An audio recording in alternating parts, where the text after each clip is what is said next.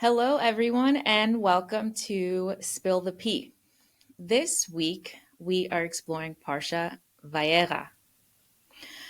So, we kind of start in the middle of the story. To recap, Avraham just had a circumcision along with the other men in his house. And so now we have Vayeira Elav. Hashem appears to Avraham in the plains of Mamre while he was at the entrance of his tent in the dead of the heat, and three men showed up out of nowhere. And he says, "If it please you that I find favor, please pass not from before me." He offers them some water to clean their feet and rest at the tree, and then some bread to nourish their heart. And they obliged. Avraham then rushes into the tent and he asks Sarah to bake some cakes. And then he goes to his cattle, takes a calf, and has his people prepare it for, like cream and milk and also the meat. So when everything is ready, he then brings it to the three men. One of the men asks, "Where's Sarah?" And then proceeds to tell Avraham that in a year's time, he's going to meet Avraham again and Sarah's going to have a son. Sarah was eavesdropping, overheard, and she laughed to herself. So Hashem says to Avraham, "Why is Sarah laughing about this? Is she unaware of the fact that I can do literally anything and everything? I'm going to come back to you next year, and Sarah is going to have a son." Then Sarah denies laughing. And then the creator is like, "Nah, you definitely laughed."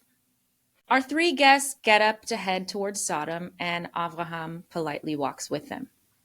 Then Hashem says, "Should I not tell Avraham the plan? I mean, he's going to be great, and everyone is going to be blessed through him. And I also find favor in him because he holds his children and his household accountable, and he keeps them in the ways of Hashem, doing charity and justice." Hashem continues, "Sodom and Gomorrah have a lot of anguish and sin, so I think I'm going to go check out the situation, see what's going on, and if it's not cool over there, I'm just going to destroy it."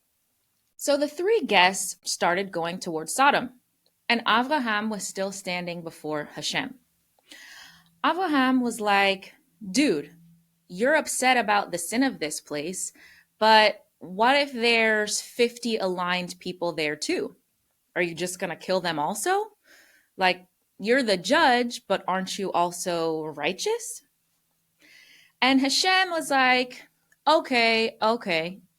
If there's 50, then I'll spare everyone." So then Avraham is like, "I know I'm not anyone, but what if 5 people happen to not be there?" And Hashem is like, "Okay, fine. If there's 45, then I'll spare them." And then Avraham was like, "Yeah, but what if there's only 40? So Hashem was like, "Okay, fine, 40. And then Avraham was like, "I don't mean to be annoying, but what if there's only 30? So Hashem was like, "Okay, fine, then 30. Avraham decided to push his luck and was like, "Okay, but so what about 20? And Hashem was like, "Okay, fine, 20. So then Avraham again is like, not to be annoying, but what if there's only 10? So Hashem obliges him again and was like, "Fine, then 10. So they agreed on 10, and Hashem left. Now we're at the gates of Sodom, and we meet Lot again. 2 angels appeared to him. Lot jumps up and is like, "Hey, why don't you guys come over to my place, spend the night, wash your feet, get up early, and then you can be on your merry way." The angels were like, "Nah, that's okay. We want to be where the people are." Lot panicked and begged them to come with him. Fortunately, they obliged, and Lot gave them some matzah. Word spreads fast in Sodom, so all the townspeople ended up at Lot's door saying that they wanted to meet the angels too. Lot was like, "Let's keep it cool, people. I have 2 daughters. If you want them, you can have them, but I can't let you get crazy with my guests." Things got a little heated. The angels pulled Lot back into the house, and the people outside started banging on the doors, and then somehow became blind and were struggling to find the entrance. So then the angels tell Lot, gather all of your people and get out of here because Hashem sent us to burn this place down. Lot tried to convince his son in laws to prepare themselves and his daughters, but unfortunately, they didn't take him seriously. So then, as dawn approached, the angels told Lot, get your wife, get your kids, and get out. Clearly, Lot had some challenges with urgency, so the angels took Lot, his wife, and his daughters and placed them outside of the city and were like, get out of here and don't look back unless you want to die too. Lot then tries to reason with Hashem and he's like, you've given me grace, so can you please just let us go to the next city? So Hashem was like, sure, but hurry up because I can't destroy this place until you're safely there. So Lot goes to the next city over, and Hashem calls this city Zoar. So then we all know Sodom and Gomorrah go up in flames. Unfortunately, Lot's wife looked back and became the pillar of salt. As this was all happening, Avraham was an early riser and he got up to witness the destruction. Hashem remembered Avraham and had some compassion for Lot, so he sent Lot up out of Zoar. He and his daughters ended up settling in the mountains. One day, his daughters were talking amongst themselves and they were like, how are we supposed to have babies? Our husbands were burned to death and our dad is old. So they decided to get their father drunk, and then one by one, they would lay with their father so they could conceive and have babies. The older daughter ended up having a son named Moab, and the younger daughter had a son named Ben-Ami. So now we're back with Avraham, who has settled himself between Kadesh and Shur. He somehow ends up in Gerar, and lo and behold, he's asking Sarah to be his sister again. So the king of Gerar takes Sarah to his place. The king has a dream, and God told him that Sarah was another man's wife, so he would die. So the king was like, well, but they told me they were siblings, and I've been aligned this whole time, so why do I have to die? So God was like, yeah, I know that you have a pure heart. That's why I didn't let anything happen between the two of you. But you have to give her back because Avraham is a prophet, so he'll pray for you and everything's going to be good. But if you don't, you will die. So the king goes to Avraham and he's like, dude, what the heck? Why do you do this to me when I haven't ever done anything to you? And Avraham was like, listen, I didn't know if you were aligned with Hashem, so I needed to protect us. And she is technically my sister. We have the same dad, but not the same mom. So when we got married, I asked her if she would say that we were siblings whenever we arrived to a new place. What a lesson in communication. See how many problems would be resolved if people just had straightforward communication and no one took anything personally? So anyhow, the king gives Avraham some gifts and he also gives his wife back. And he's like, settle wherever you want in the land. So then Avraham prays for the king and for the king's household. And then Sarah gets pregnant. She has a son and they name him Isaac. Isaac was circumcised and he kept growing. And one day, Sarah saw Ishmael mocking Isaac. She got upset and ran to tell Avraham to get rid of him again. So God told Avraham, don't be stressed. What she's saying is valid. So Avraham woke up early the next day, prepared some bread and water to give to Hagar, and he sent Hagar and Ishmael on their way. The poor lady ran out of water while she was in the desert. So she left Ishmael under a tree and walked away because she didn't want to watch her son die. And then she started to cry. So God came to her and was like, what's wrong? I heard Ishmael crying. Get up, get him. He's going to be a great nation. She gets up, she sees a well, brings Ishmael some water, and they live to see another day. So now we cut back to the king with Avraham. It's quite a disjointed story. So the king says to Avraham, God clearly has your back, so promise me that you're not going to lie to me or any of my offspring. I've been nice to you, so can you be nice to me too? Do we have a deal? And Abraham was like, but actually, one of your people seized one of my wells. So the king was like, well, I don't know who did that.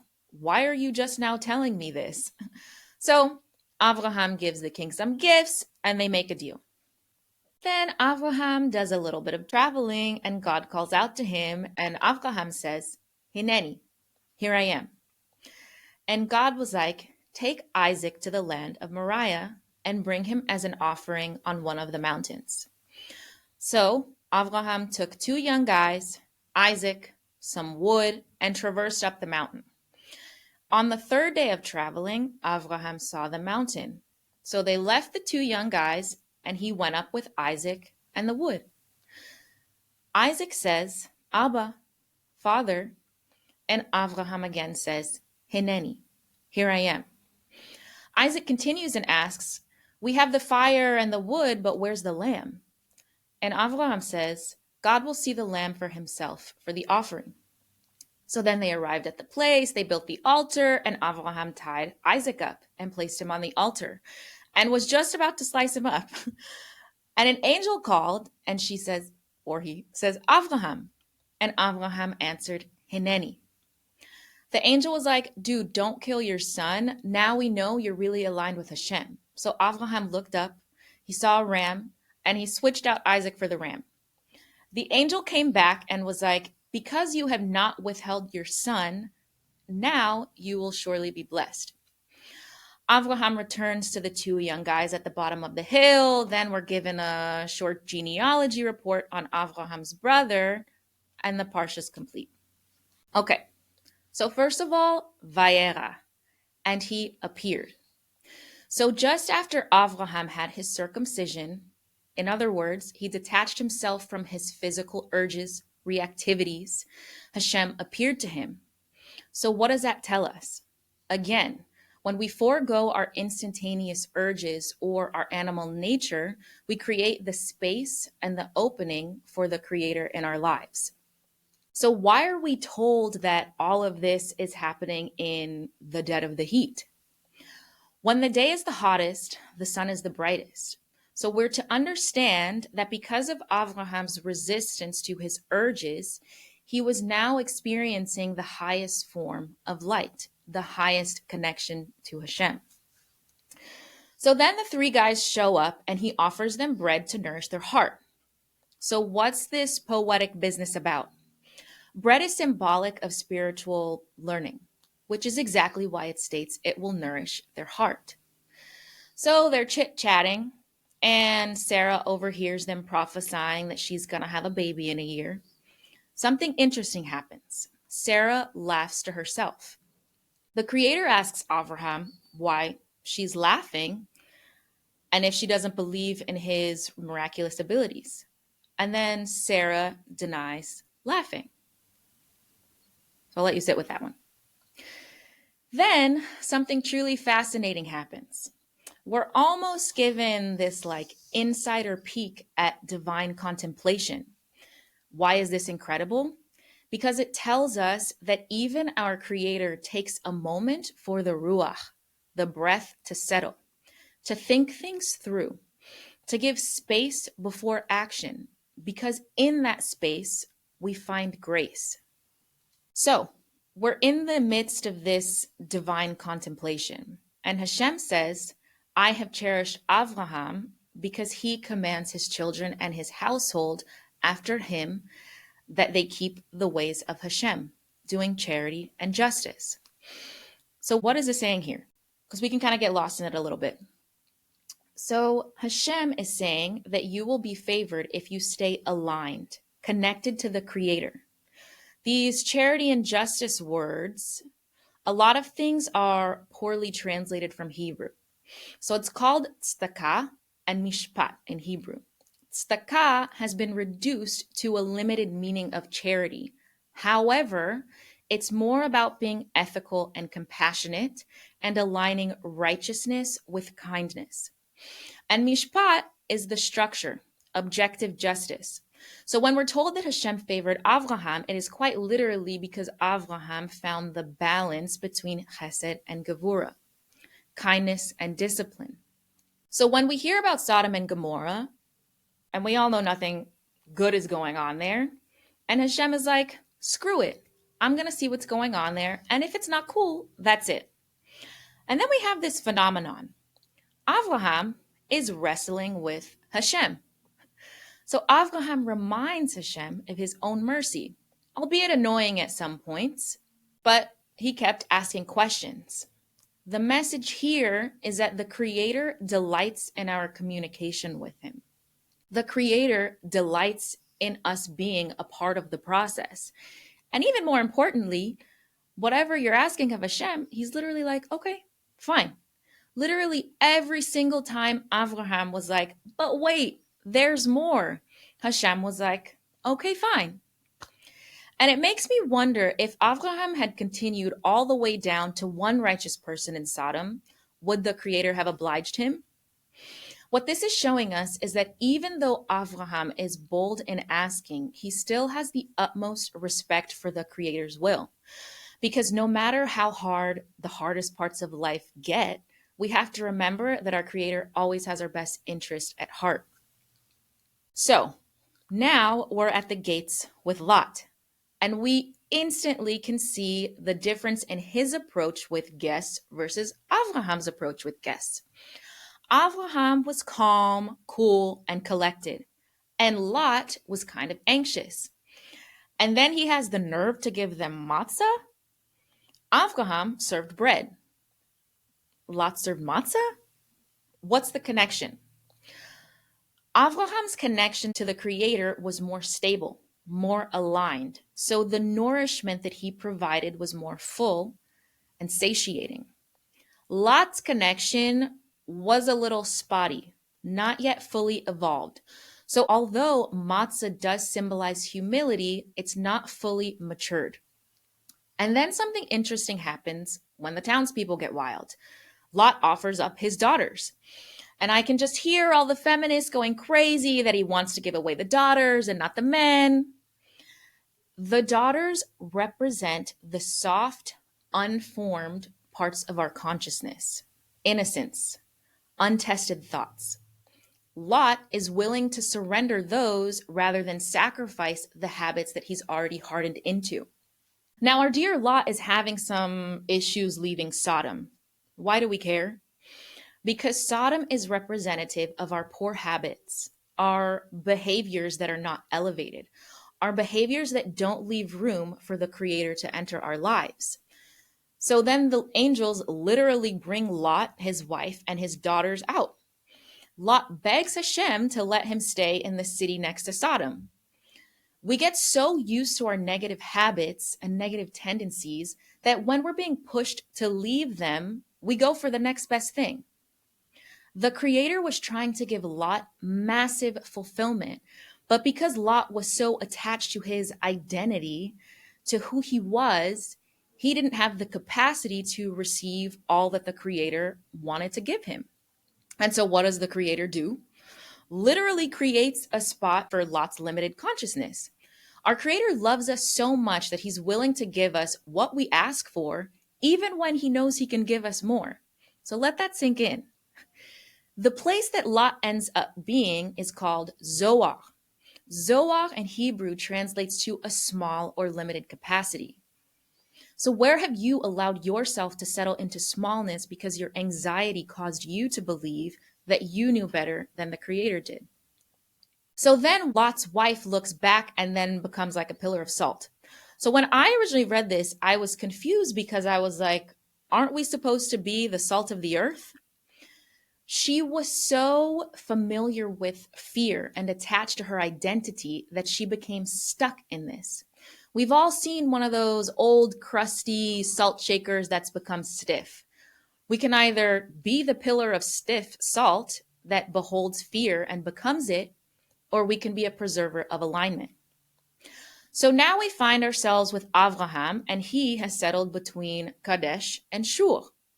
Again, this is telling us that he's found balance between Kadesh, holiness, chesed, and Shur, which is discipline, gevurah.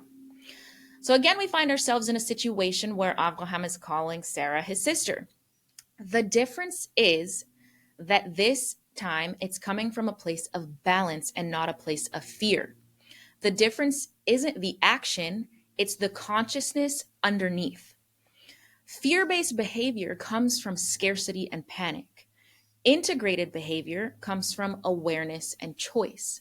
The outward move looks the same, but the inner posture couldn't be more different. So, after the whole situation with the king, Sarah gets pregnant. She has Isaac, Isaac grows up, and then Sarah again gets upset because of Ishmael and asks Avraham to send Hagar and Ishmael off. What's the difference this time? The first time Sarah wanted to send Hagar away because a consequence that stemmed from a choice that she made from fear. This time it was a matter of discernment. She saw Ishmael mock Isaac and was like, this isn't cool. They're not of the same inheritance, i.e., Isaac is more aligned and I need to protect that. Avraham respected that, had a chat with the Creator, and made the decision to send Hagar and Ishmael off. And I find this so interesting because it's such a beautiful example of how when the feminine acts within her divinity and discerns, she doesn't react from emotion. She has now provided the guidance for the masculine to take action. Some of you may have heard the saying, the man is the head and the woman is the neck. So now we cut to Hagar thinking they're going to die and she's being saved by the angel who helped her see the well. So we fast forward a little bit and Avraham is doing some traveling. And Avraham communicates in a way that we haven't quite heard before. The Creator calls him and he says, Hineni. This is one of my absolute favorite words. In English, it means here I am. It's pure, raw authenticity. It's you without all of your layers, acknowledging the moment and your sincerest, deepest connection to your Creator. So after all of this time and all these opportunities where Avraham chose to step up to be the bigger person in the physical realm, he humbles himself to say, Hineni. Meditating on this word, praying with this word, feeling the presence of this word can change your life. And in this most vulnerable place, the Creator asked Hashem to take his son and sacrifice him. And of course, Avraham does it. And while they're walking, Isaac says, Abba, Father. And Avraham, with the same reverence he has for the Creator, says, Hineni. How many times have your kids or your friends or your parents or your siblings or whoever happens to be talking to you, how many times is your response to them, Hineni? How much Hineni do you infuse into your relationships, not only with other people, but with yourself? Isaac then asks Avraham what is to be the sacrifice. And Avraham says, God will see the lamb for himself, the offering.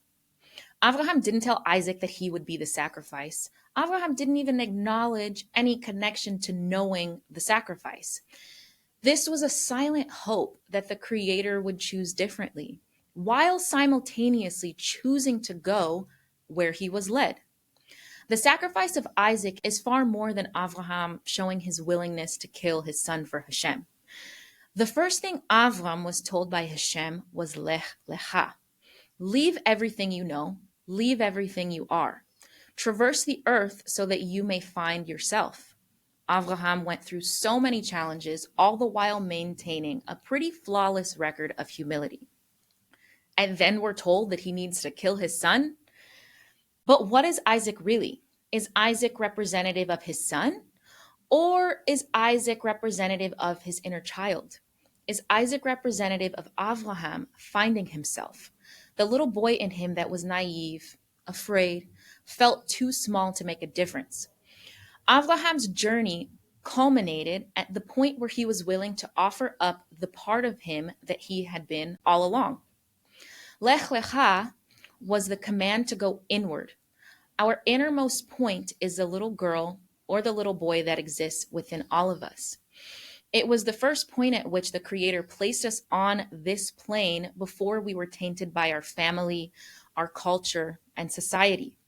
Abraham's trust in Hashem allowed him to come face to face with his inner child and say, "We've made it all this way together.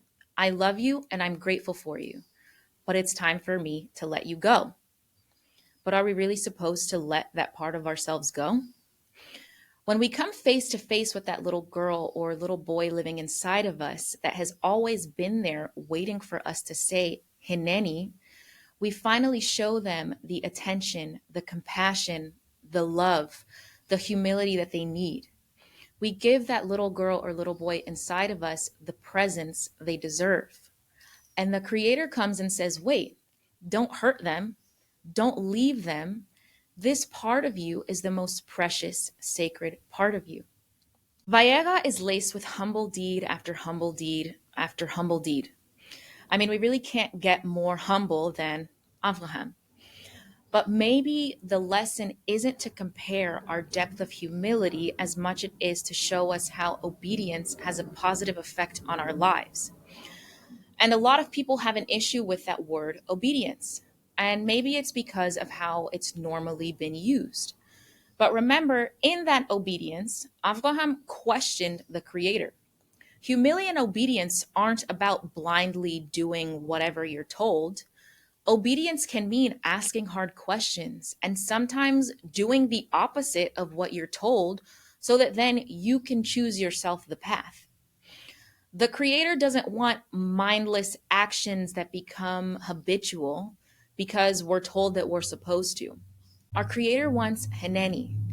I may not like where we're going. I may not like what we're doing, but Hineni, I'm trusting that you love me enough to see how much I love you. And that's all the Creator has ever asked of us. Maybe Vayeira isn't just when the Creator appears to us. Maybe it's when we appear to the world in our full essence of light. So as you step into this week, remember, Hineni. And we'll see you on the next one.